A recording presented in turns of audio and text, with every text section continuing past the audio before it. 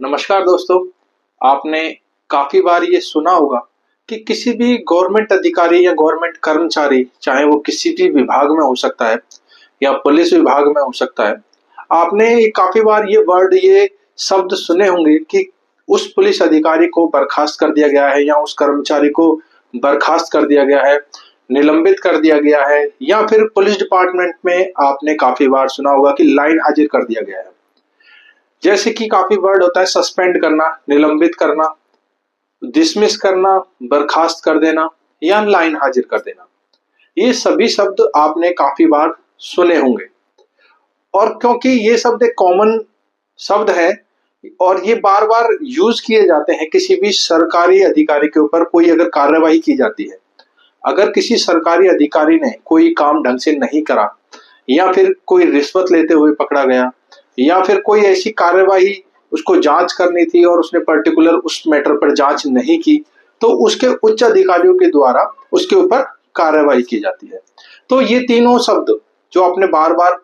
काफी बार news channel पर भी सुने होंगे और अपनी पर्टिकुलर लाइफ में भी ये चीजें सुनी होंगी, लेकिन बहुत सारे लोगों को इसके बारे में पता नहीं है कि निलंबित कर देना, बर्खास्त कर देना या लाइन हाजिर कर देना, इन तीनों में क्या डिफरेंसेस हैं। तो आज इस वीडियो में मैं आपको आसान भाषा में, आसान शब्दों में ये बताऊंगा कि इन तीनों शब्द के क्या कार्रवाई होती है, यानी कि इन तीनों शब्दों में अगर हम बात करें तो किस चीज के लिए कौन सी सजा या कौन सी प्रक्रिया दोहराई जाती है। तो दोस्तों, अभी तक आपने हमारे चैनल को सब्सक्राइब नहीं किया है तो चैनल को सब्सक्राइब कर लीजिए, बेल आइकन दबा दीजिए ताकि जो भी लेटेस्ट वीडियोज हैं वो टाइमली आपको मिलती रहे। तो शुरू करते हैं वीडियो को कि सबसे पहले हम बात करते हैं कि निलंबित कर देना, सस्पेंड कर देना। देखिए, जब भी किसी भी पुलिस अधिकारी द्वारा या फिर किसी सरकारी कर्मचारी के द्वारा कोई भी ऐसा अपराध हो जाता है कि उसको कोई जांच सौंपी गई थी, उसने वो जांच को ढंग से नहीं करा, या फिर कोई रिश्वत लेते हुए पकड़ा गया, या फिर उसको कोई कार्य दिया गया था उच्च अधिकारियों के द्वारा, उन्होंने वो कार्य नहीं किया, या फिर कोई ऐसा आपके अड़ोस पड़ोस में कोई ऐसा दंगा या कुछ ऐसी चीजें छिड़ गई जिस पर वो कंट्रोल नहीं कर पाया, तो कुछ भी ऐसी सिचुएशन अगर बनती है कि उच्च अधिकारियों के द्वारा अपने अधिकारी को काम दिया गया था और उसने उस काम को ढंग से नहीं किया जिस हिसाब से उसको उम्मीद की जाती थी, तो ऐसी सिचुएशन में जब कोई भी दबाव पड़ता है, कोई मीडिया का दबाव हो गया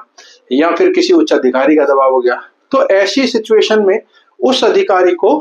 निलंबित कर दिया जाता है, सस्पेंड कर दिया जाता है। लेकिन बहुत सारे लोग ये सोचकर खुश हो जाते हैं कि भाई हाँ, उस व्यक्ति ने अगर कार्रवाई उसके ऊपर की गई थी तो उसको निलंबित कर दिया गया, और वो ये सोचते हैं कि ये बहुत बड़ा काम हो गया। लेकिन हकीकत ये है कि निलंबित का जो शब्द है उसमें उस अधिकारी को पर्टिकुलर कुछ टाइम पीरियड के लिए, यानी कि 2 महीने के लिए निलंबित कर दिया या 4 महीने के लिए या 6 महीने के लिए उसको उस कार्यभार से हटा दिया जाता है। फॉर एग्जाम्पल, अगर किसी पुलिस अधिकारी को कोई पर्टिकुलर काम दिया गया और उसके क्षेत्र में उस पर वो नियंत्रण नहीं कर पाया तो उसको निलंबित कर दिया गया, तो ऐसी सिचुएशन में उसको 2 महीने या 4 महीने के लिए उसको उस कार्यभार, जिस पद पर वो था, वहां से उसको हटा दिया जाता है। और हटाने का अर्थ ये है कि उसके ऊपर एक जांच बिठाई जाती है कि क्या ये सही था या नहीं था, इन्होंने अपना कार्य ढंग से किया या नहीं किया। तो ऐसी सिचुएशन में व्यक्ति को निलंबित कर दिया जाता है। लेकिन बहुत सारे कंडीशंस में ये देखा जाता है कि निलंबित करने के बाद व्यक्ति खुश हो जाता है कि ठीक है भाई, 2-3 महीने के लिए मैं फ्री भी हो गया हूँ और मैं कहीं घूम आता हूँ। क्योंकि अक्सर आपने देखा होगा कि उसी विभाग के द्वारा, जिस विभाग में वो व्यक्ति कार्यरत था, उसी विभाग के द्वारा जांच की जाती है और 99% केसेस में ये देखा गया है कि व्यक्ति हमेशा निर्दोष ही पाया जाता है। मात्र 1% चांसेस होते हैं कि कोई व्यक्ति उस कार्य का दोषी पाया गया, लेकिन 99% ऐसा देखा गया है कि जो व्यक्ति के ऊपर कार्रवाई की जाती है वो बाद में 2 महीने बाद, 3 महीने के बाद उसको निलंबन वापस ले लिया जाता है और उसको दोबारा कार्य पर बिठा दिया जाता है। लेकिन इस दौरान 2 से 3 महीने या 6 महीने जब भी उसको निलंबित किया जाता है तो उसकी सैलरी रोक दी जाती है, क्योंकि जब उसने काम नहीं किया तो सैलरी भी नहीं। लेकिन जब उसका निलंबन वापस लिया जाता है तो ऐसी सिचुएशन में उसको एक मुश्त राशि, यानी कि अगर 2 महीने का निलंबन था तो 2 महीने की जो सैलरी थी उसको एक बार में दे दी जाती है। तो व्यक्ति जो ना इस मैटर पर, निलंबित के मैटर पर काफी खुश रहते हैं कि हाँ ठीक है, 2-3 महीने के लिए मैं टेंशन फ्री हो गया, आराम से घूम कर आता हूँ, फैमिली को टाइम देता हूँ और मुझे पता है इसमें कुछ होना तो है नहीं, बाद में सारी सैलरी मेरे को मिल जाएगी। तो इसमें निलंबन में ऐसी कोई खास कार्यवाही नहीं होती, लेकिन पब्लिक को दिखाने के लिए कि हाँ भाई उस व्यक्ति को निलंबित कर दिया गया है, ताकि जो पब्लिक का जो आक्रोश है वो शांत हो जाए। तो इस तरह से निलंबन की कार्यवाही की जाती है। अब बात करते हैं बर्खास्त, डिसमिस। ये शब्द भी आपने काफी बार सुना होगा। तो बर्खास्त और डिसमिस का जो अर्थ है वो रियल में एक तरह के सजा देना है। अगर कोई भी व्यक्ति अपने कार्य में पूर्ण रूप से कार्यरत नहीं था, या कोई रिश्वत लेते हुए पकड़ा गया, या फिर किसी जांच अधिकारी के द्वारा उसको पकड़ा जाता है, तो ऐसी अगर कंडीशन बनती है, इनका कोई गंभीर अपराध बनता है,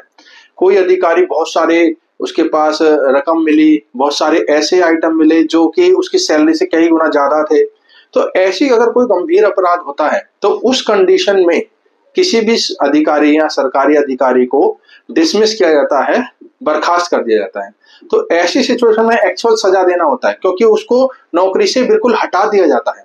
और वो फिर बाद में किसी भी राज्य या केंद्र सरकार की नौकरी को नहीं कर सकता है, कोई भी गवर्नमेंट जॉब प्राप्त नहीं कर सकता है। तो इस सिचुएशन में जो होता है कि भाई हाँ व्यक्ति को डिसमिस कर दिया गया है,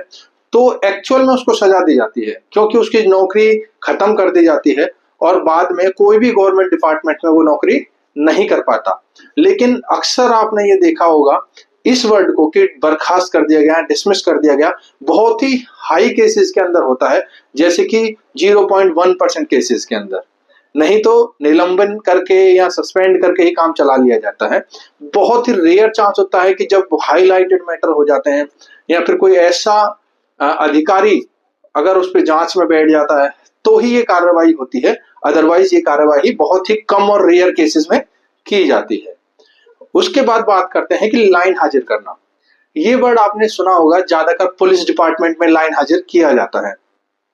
और बहुत सारे लोग ये सोचते हैं कि हाँ भाई व्यक्ति को लाइन हाजिर कर दिया गया, अब उसको सजा दे दी गई है और इसलिए व्यक्ति और आक्रोश जो है उनका शांत हो जाता है। लेकिन आज मैं आपको बताऊंगा कि लाइन हाजिर का अर्थ क्या होता है। जब भी किसी भी, जैसे मान लीजिए फॉर एग्जांपल एक पुलिस स्टेशन के अंदर कोई एसएचओ था और उसको जो एरिया दिया गया था उस एरिया में कोई भी ऐसी भगदड़, कोई ऐसी अनहोनी घटना घट जाती है जिसको वो कंट्रोल नहीं कर पाता, और ऐसी सिचुएशन में जो पब्लिक होती है उनका आक्रोश बढ़ता है और बार बार वो उसको सजा देने की बात करते हैं, मीडिया का प्रेशर रहता है, तो जो उच्च अधिकारी होते हैं ना वो उनको लाइन हाजिर कर देते हैं। काफी बार न्यूज चैनल में भी आपने सुना होगा कि पुलिस को 4 पुलिस वाले या 5 पुलिस वालों को लाइन हाजिर कर दिया गया। तो लाइन हाजिर का जो अर्थ होता है वो ये होता है कि उनको अपने पर्टिकुलर जगह से हटा करके उनको मुख्यालय यानी कि पुलिस मुख्यालय में उनका ट्रांसफर कर दिया जाता है। और आप देखते होंगे क्योंकि उस जगह पर कोई नया पुलिस अधिकारी बिठा दिया जाता है। अब लोग ये सोचते हैं कि ठीक है, हाँ भाई वो जो बंदा था उसको हटा दिया गया है और वो बंदे शांत हो जाते हैं, पब्लिक शांत हो जाती है।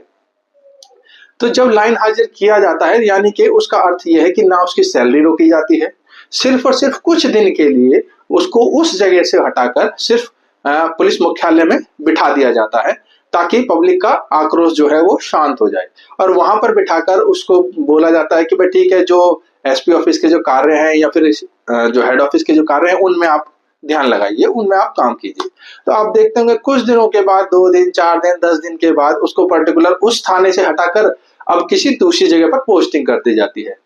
तो इस तरीके से उसको लाइन हाजिर कर दिया जाता है, यानी कि ना उसकी कोई सैलरी कटी, ना उसको कोई सजा दी गई,